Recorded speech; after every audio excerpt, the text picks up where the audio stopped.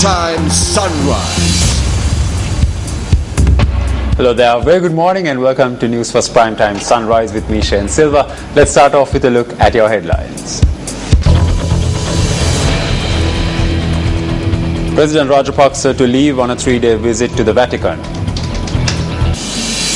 Met Department warns of thunder showers accompanied by lightning in the days ahead.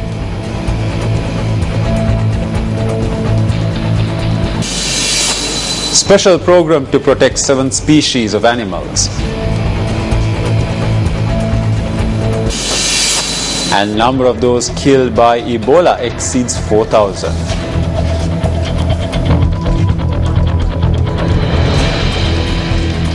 President Mahinda Rajapaksa is due to leave the island this morning on a 3-day visit to the Vatican. According to presidential spokesperson Mohan Samranayaka, the president is visiting the Vatican on an invitation extended to him by the Vatican. President Rajapaksa is due to call on His Holiness Pope Francis tomorrow. The president is also due to hold a discussion with a group of Sri Lankans residing in Rome.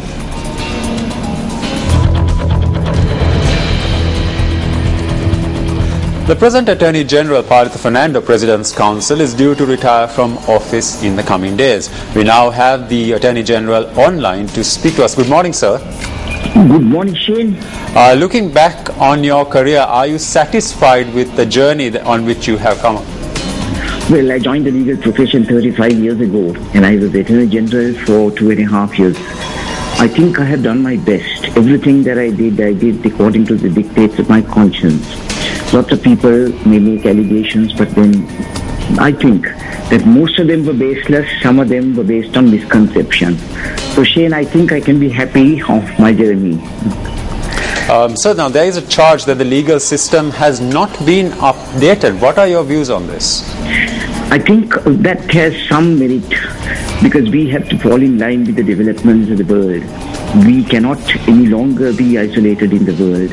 With the advancements in technology, science and all that, the world is shrinking. So we have to fall in line with the changes that are taking place in the world. Now, for example, if you take the developments in computer, there are a large number of computer crimes.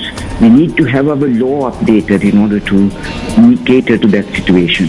So I think there is some merit in that, but then we will do whatever possible to see that that is done fast.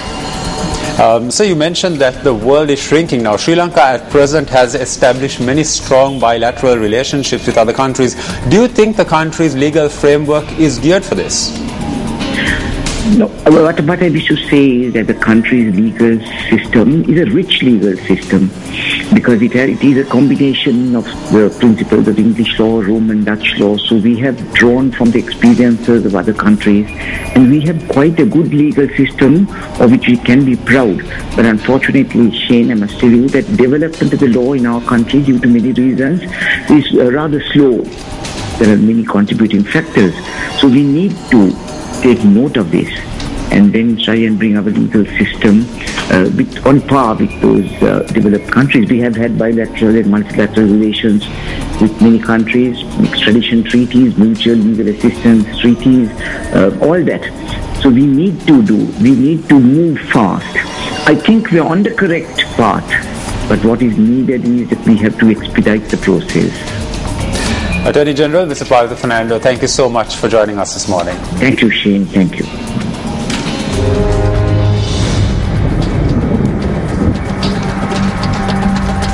The Met Department forecasts thunder showers accompanied by lightning in the coming days as a result of the activation of the intermonsoonal zone. The Met Department adds that rains of up to 100 millimeters can be expected in the Sabaragamuwa Central, South and Uva provinces. The department also predicts temporary localized winds accompanied by rains. The Met Department further forecasts showers in the morning in the western and southern coast of the island. The department requests the public to take adequate precautions owing to lightning. Showers or thunder showers will be fairly widespread over the island during the afternoon and night. Heavy falls more than 100 millimeters are also likely at some places in the Sabaragama, central, southern and lower provinces. Showers will occur in the western and southern coastal areas during the morning too. There may be temporarily localized strong winds during thunder showers. Meanwhile, the landslide advisory issued by the National Building and Research Organization for 5 districts has been extended further.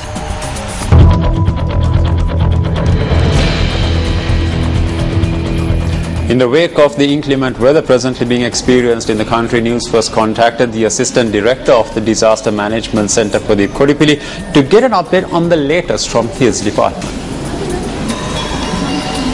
The NBRO, they have issued the warning being extended as well, but it's the Octomber district also been included into the area that the people need to be very careful on the possibility of landslides and rockfalls. So if the rain continues in next 24 hours, there are some incidents recorded not yesterday, day before yesterday in Shekol district and surrounding area.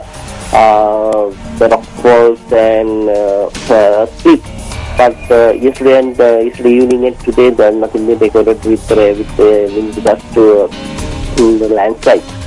So, for deaths been reported due to lightning in Morong area in Gaul. So people are advised to be very vigilant with the lightning and all.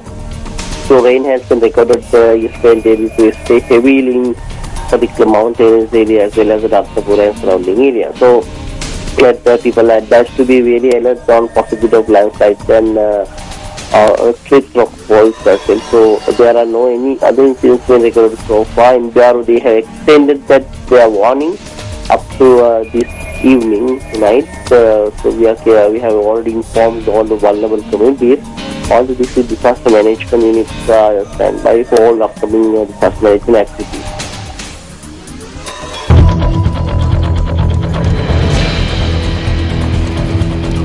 Protests were staged in 2 districts of the country yesterday, centering 2 demands. A protest was staged opposite the Hambantota Magam-Ruhnapur administrative complex by persons whose lands were acquired along with the commencement of the second phase of the Hambantota Harbour development project. The protesters charged that no compensation has been paid for the lands and houses acquired by authorities. Meanwhile, a protest was staged opposite the Colombo Fort railway station demanding the university students that was arrested by the terrorist investigation unit be released.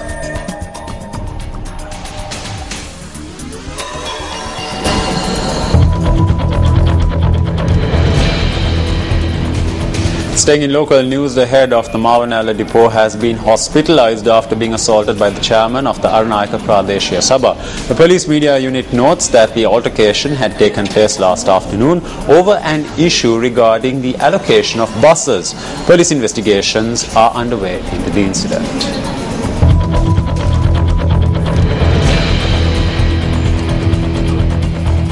The Department of Wildlife is taking steps to protect 7 species of animals in the country.